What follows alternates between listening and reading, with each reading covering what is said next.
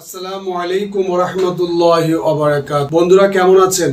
আশা করছি আল্লাহ পাক রব্বুল আলামিনের রহমতে সবাই সুস্থ এবং সুন্দর আছেন। বন্ধুরা আজকে বানচিলকি স্টুডিওর পক্ষ থেকে আমি ডাক্তার মোহাম্মদ কামরুল হাসান আপনাদের জন্য হোমিওপ্যাথিক প্রসঙ্গের বিষয়বস্তু ম্যাটেরিয়া মেডিকার একটি ওষুধের আলোচনা পর্ব নিয়ে কথা বলব। আজকের বিষয়বস্তু হচ্ছে বেলেডোনা। আসুন বন্ধুরা বেলেডোনা সম্পর্কিত কিছু বিশেষ কথা আমরা জানি। মূল পর্বে যাওয়ার আগে বন্ধুদের কাছে বরাবরের মতোই আবেদন থাকবে, আমাদের চ্যানেলটিতে সাবস্ক্রাইব করবেন, লাইক দিবেন, শেয়ার করবেন এবং আমাদের ভিডিওগুলোকে খুব ভালোভাবে দেখবেন। কোনো কিছু অজানা থাকলে আমাদের কমেন্ট বক্সে লিখে পাঠাবেন, আমরা তার উত্তর আপনাদের কাছে পৌঁছাবো। আসুন বন্ধুরা আলোচনার মূল পর্ব বেলেডোনা সম্পর্কিত কিছু কথা জানি। বেলেডোনা হচ্ছে একটি উদ্ভিজ রাজ্যের ওষুধ এবং এটির থার্মাল রিয়াকশন হচ্ছে নার্ভাস অ্যান্ড লিমফ্যাটিক।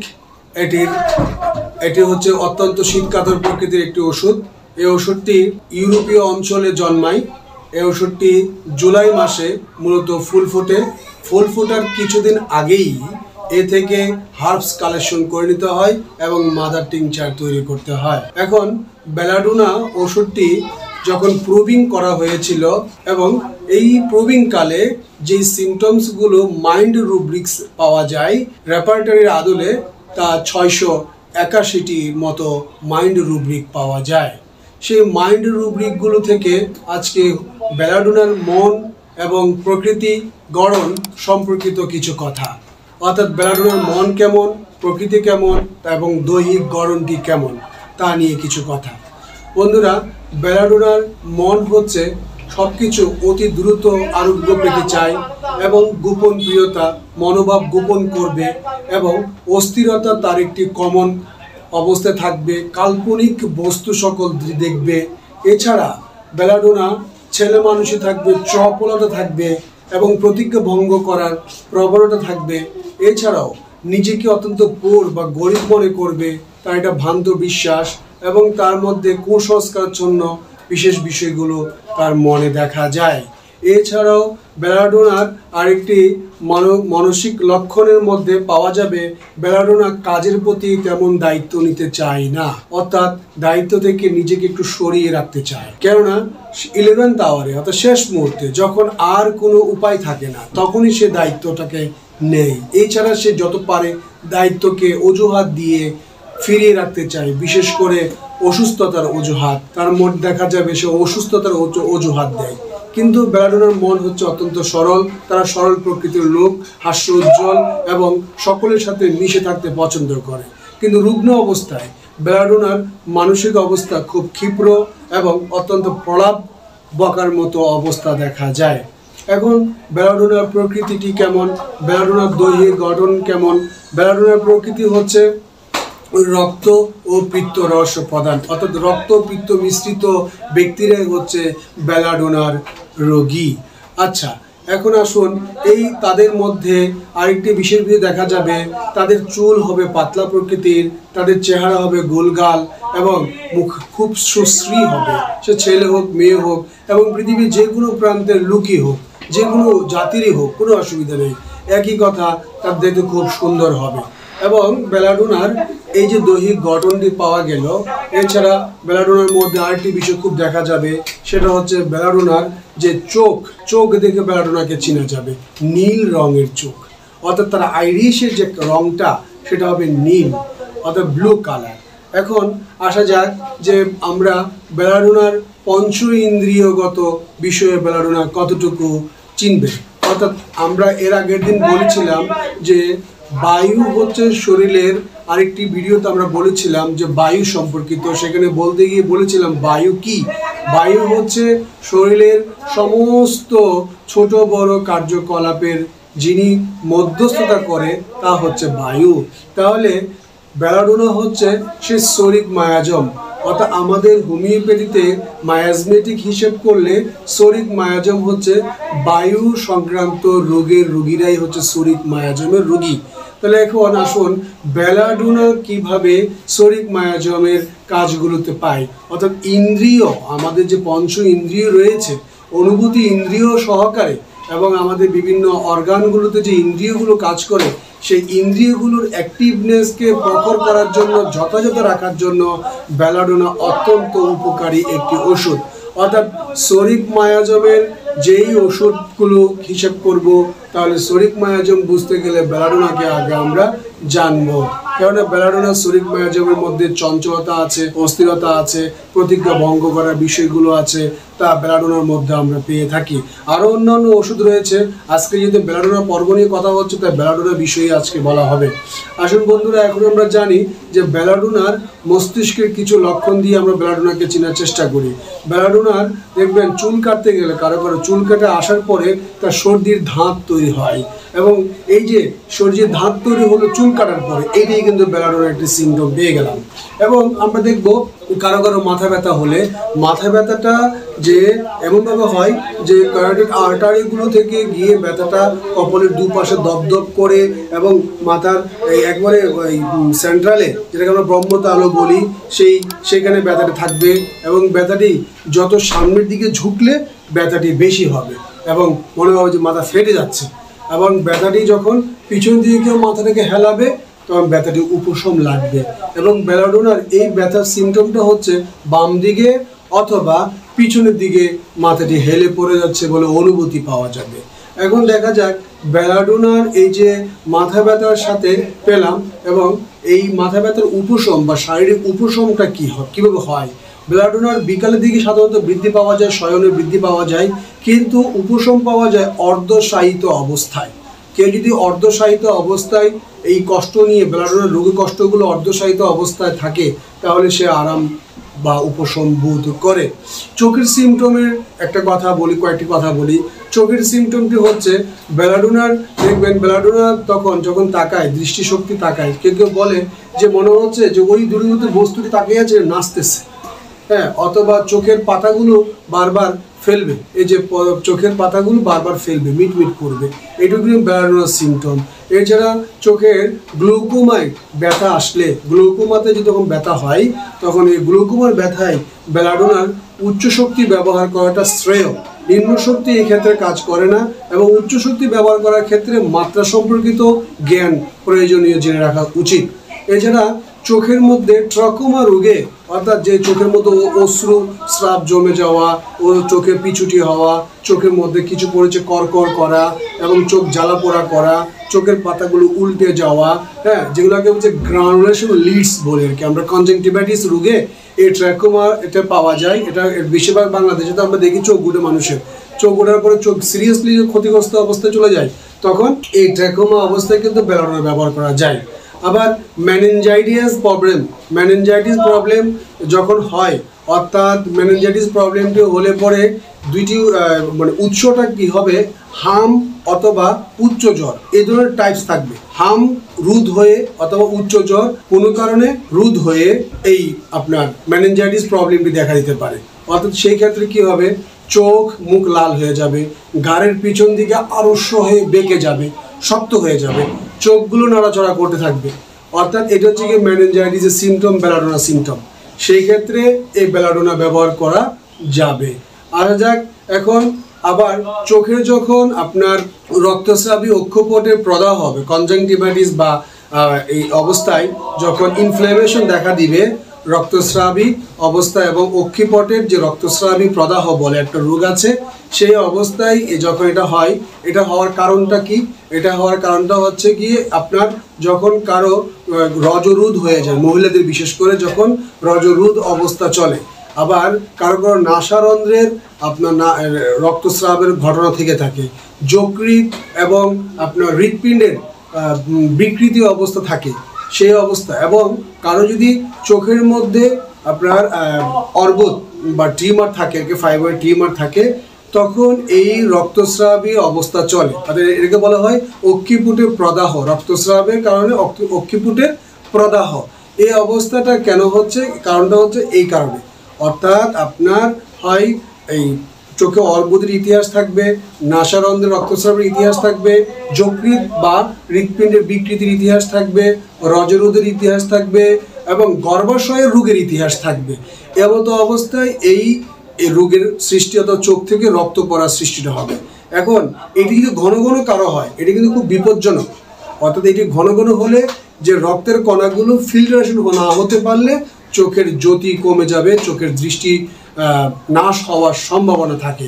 তাই এই অক্ষিপুটের রক্তস্রাবী প্রদাহে যখনই হবে, এই সময় কিন্তু বেলাডোনার ভূমিকা আছে, এটা আপনারা স্মরণে রাখবেন। আসুন এখন আসি আমরা বেলাডোনা খাবার দাবারের মধ্যে, যেগুলো চুন জাতীয় খাবার খেতে পারবে না, কারণ এদের বৃদ্ধি হয়, হ্যাঁ, এটা প্রবলেম আছে। তো এই জন্য আচ্ছা, ঠান্ডা বরফ জাতীয় খাবার, কফি জাতীয় খাবার, এগুলো বেলাডোনা খেলে পরে রোগের ওষুধের সাথে আপনার হচ্ছে গিয়ে কি হয়, ওষুধের ক্রিয়া নাশ করার সম্ভাবনা থাকে।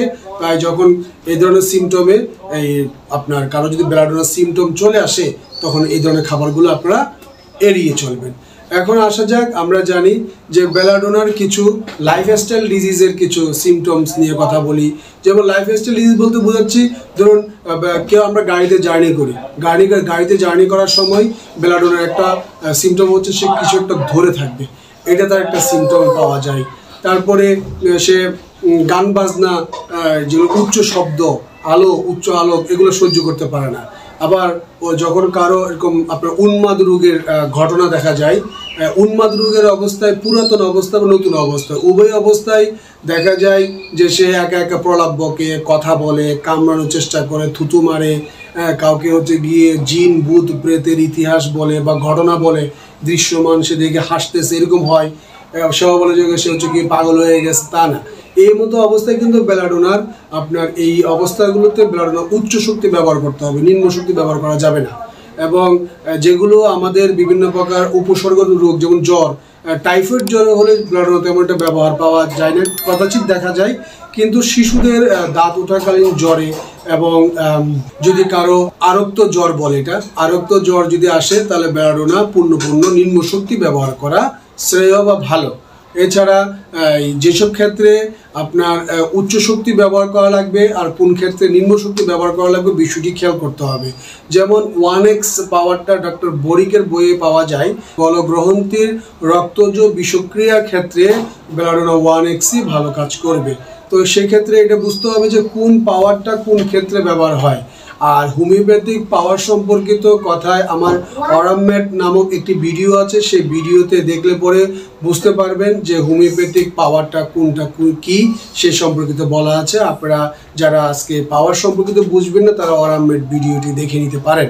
এখন আসুন যে বলি বেলাডোনার এই যে সিমটমগুলো শুনলাম, যে আমরা এখন দেখি বেলাডোনার কোটিবাত একটা খুব কষ্টকর আমাদের মাদের জন্য, বাবাদের জন্য আমরা দেখি, বা অনেক আছে কোটিবাত। এবং আমরা দেখবো রাস্তাঘাটে অনেকের পা খুঁড়িয়ে হাঁটে, পায়ে বল পায় না। অর্থাৎ নিতম্ব থেকে আপনার ফিমার বোন, নিতম্ব থেকে আমাদের উড়ু আর কি, রান, এই অঞ্চলটার মধ্যে কোটিবাতটা মানে থাকে এবং পাগুলোর মধ্যে শক্তি পায় না, খুঁড়িয়ে হাঁটতে হয় বাতের কারণে। এই রোগটা কিন্তু বেলাডোনাতে অনেক ভালো আরোগ্য হয়ে যায়। এছাড়া আসা যাক, এবার আমরা লাইফস্টাইল আইটি ডিজিজের মধ্যে কথা বলি। পুরুষদের ক্ষেত্রে আমরা দেখেছি অনেক পুরুষ কমপ্লেন করে যে তার জৈবিক বাসনা অত্যন্ত কমে যায়, হ্যাঁ, এবং তার হচ্ছে গিয়ে ওই যেটা পার্সোনাল গোপন অঙ্গের কিছু প্রবলেমের মধ্যে একটা হচ্ছে এক ধরনের স্রাব লিঙ্গের অগ্রে জমতে দেখা যায়। তো এই প্রবলেমগুলোর ক্ষেত্রে এবং তার আগ্রহ কমে যাওয়ার ক্ষেত্রে এই বেলাডোনা অত্যন্ত ইম্পর্টেন্ট একটি ওষুধ, এটা খেয়াল করবেন আপনারা। এবং অনেক আপনারা এই না জেনে এবং অনেক ব্র্যান্ডের বা অনেক বিজ্ঞাপনে অনেকে একেবারে উন্মাদের মতো এইসব ওষুধ কালেকশন করার চাইতে এই সিমটমটি আপনাদেরকে দিচ্ছি, কারণ এটা বায়ু সংক্রান্ত রোগ। আয়ুর্বেদে শাস্ত্রে গেলেও এটা বায়ু রোগের তালিকায় পড়ে। এবং বেলাডোনা হচ্ছে গিয়ে এই ইন্দ্রিয় সমূহের যেটা অ্যাক্টিভিটিস অভাব, সেটা কাভারেজ করে দিবে। আল্লাহ এই বিষয়টা আপনারা যাদের এই প্রবলেম আছে তারা এটা প্র্যাকটিস করে নেবেন, অবশ্যই রেজাল্ট পাবেন।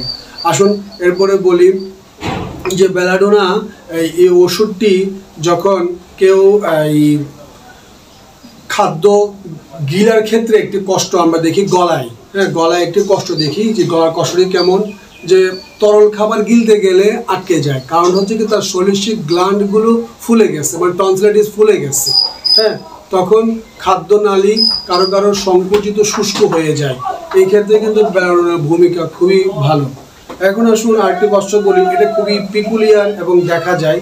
কেউ কেউ বলে যে ভাই হাঁচি দিলে, কাশি দিলে বা বাম দিকে তলপেটের দিকে এই নিচের দিকে ধরলে কেমন যেন একটু সুইয়ের ফুটা লাগে। এটি কি? এটি মূলত বেলাডোনার সিমটম। অর্থাৎ বেলাডোনার সিমটমটি হচ্ছে যে কেউ যদি হাঁচি দেয় বা কাশি দেয়, ওই বাম দিকে তলপেটে সুই মারা, গোতা মারার মতো একটা অনুভূতি বেলাডোনাতে আছে। এটা খুব পিকুলিয়ার সিমটম। এখন কাশির সাথে পাকাশয়ের একটা ব্যথারও সম্পর্ক বেলাডোনাতে আছে। কারো কারো কাশি আসার পূর্বে পাকাশয় মানে স্টোমাকে ব্যথা হয়ে তারপর কাশি শুরু হয়, এবং কারো কারো আছে এরকম যে কাশি শুরু হওয়ার আগে হ্যাঁ ওই পাকাশয়ের এই স্টোমাকে ব্যথাটা হয়, এবং কাশি চলাকালে বুকের মধ্যে ব্যথা শুরু হয়। এবং কাশি যখন কারো শুরু হয়, কাশির ধরনটা কি বেলাডোনার? কাশির ধরনটা হচ্ছে গিয়ে বাঁশির শব্দের মতো এরকম একটা শব্দ হবে, অর্থাৎ মনে হচ্ছে বড় একটা বাঁশির শব্দ অথবা পুকুর ডাকার শব্দের মতো শব্দ হবে বেলাডোনাতে। বেলাডোনার জিহ্বা কঠিন রোগে সাধারণত এটা পাওয়া যায়। বেলাডোনার জিহ্বার রং একদম মাঝের অংশটা জাম খেলে যে ওটা কালো আবরণ পরে, ওরকম কালো আবরণ পড়ে যাবে এবং প্রান্তগুলো লাল থাকবে। জিহ্বাটা একটু মোটা হবে, গরম থাকবে, কিছু কিছু সময় জিহ্বা একটু গরম গরম থাকবে এবং তলতলে থাকবে, ব্যথাযুক্ত থাকবে, এবং এটা বেলাডোনার সিমটমের মধ্যে পাওয়া যায়।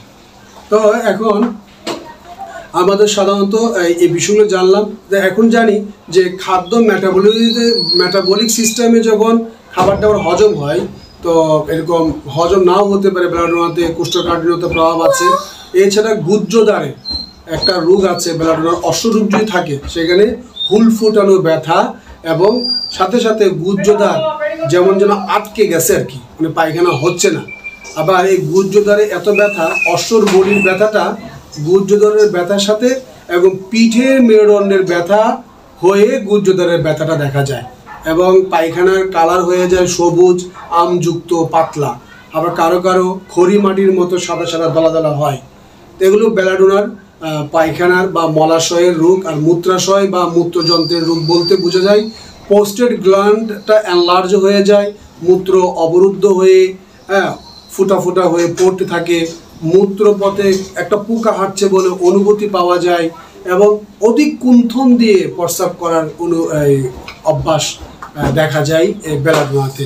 তো বন্ধুরা, সবগুলো সিমটম বলার পরে একটি সিমটম হাতে রেখে দিয়েছিলাম, সেই সিমটমটি হচ্ছে বেলাডোনার শিশুদের ক্ষেত্রে। সিমটমটি আমরা দেখব যে শিশুরা যখন কান্না করে বা ঘুমোতে নিয়ে যায় মা শিশুদেরকে, যে শিশু দেখবেন মায়ের চুল ধরে টানছে, চুলে হাত বুলালে ওই বাচ্চা যখন চুলে হাত বুলায় তখন শিশুটি আরামসে ঘুম যায়। অর্থাৎ শিশুটি মায়ের চুল ধরে যখন খেলা করতে পারে তখন তার ঘুম হয়ে যায়।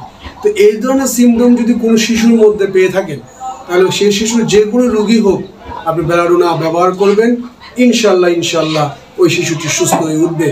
তো বন্ধুরা, আজকে এতটুকুই ছিল আপনাদের জন্য আমাদের আয়োজন। আরেকটি বিষয় থাকে এখানে, শিশুদের ভূতের ভয়। অনেক শিশু বলবে একা একা থাকতে পারি না, ভূতের ভয় লাগে, আসতেছে কি যেন একটা অদৃশ্য কিছু। এই যে ভূত প্রেত সংক্রান্ত ভয় যদি শিশুরা পেয়ে থাকে, কাল্পনিক, যার অস্তিত্ব নাই, তাহলে অবশ্যই শিশুদেরকে বেলাডোনা দিবেন। আর শিশুদেরকে অকারণে ভূত প্রেত এসবের গল্প শোনাবেন না। এতে করে বাচ্চাদের কি হয়, মাইন্ড যে তৈরি হওয়াটা সেই জিনিসটা আপনার অবাস্তবে দিকে দিয়ে চলে যায়। বাচ্চাদেরকে বাস্তবিক করবেন এবং সবসময় তার নিজস্ব কাজের যোগ্যতা সে কীভাবে তৈরি করবে সেই বিষয়গুলো শিখাবেন। বাস্তবতার সাথে বাচ্চাদেরকে পরিচিত করবেন, অবাস্তবতার সাথে নয়। এখন বন্ধুরা, সকলের কাছ থেকে আজকে বিদায় নিচ্ছি। আমরা যারা আমাদের এই ভিডিওকে দেখছেন, লাইক দিবেন, সাবস্ক্রাইব করবেন, আবারও বলছি শেয়ার করবেন এবং কমেন্টস করে জানাবেন। বন্ধুরা, সকলের ভালো থাকেন, সুস্বাস্থ্যের কামনা করে সকলের কাছ থেকে বিদায় নিচ্ছি। আমি ডাক্তার মোহাম্মদ কামরুল হাসান। সকলে ভালো থাকবেন। আসসালামু আলাইকুম ওয়া রাহমাতুল্লাহি ওয়া বারাকাতুহু।